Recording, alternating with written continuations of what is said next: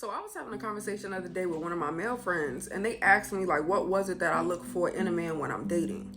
And two of the most important things is a man who knows his worth and a man who loves himself, right? It's so important to be with a man who knows his worth and a man who loves himself because he sets a certain standard for himself. And a lot of men who love themselves, and I mean genuinely love themselves, they've been doing the work outside of connections in order to become a better version of themselves. And it's not to say that you necessarily have to be this perfect person, but it's to also understand that you have poured into you in a certain type of way that when a person comes into your life, they're adding value, right? They're adding to your joy and your happiness. They're not trying to make it. A person who doesn't know or love themselves will go into a connection solely relying on that person to mold them into who it is that they should be because they don't have an identity outside of a relationship.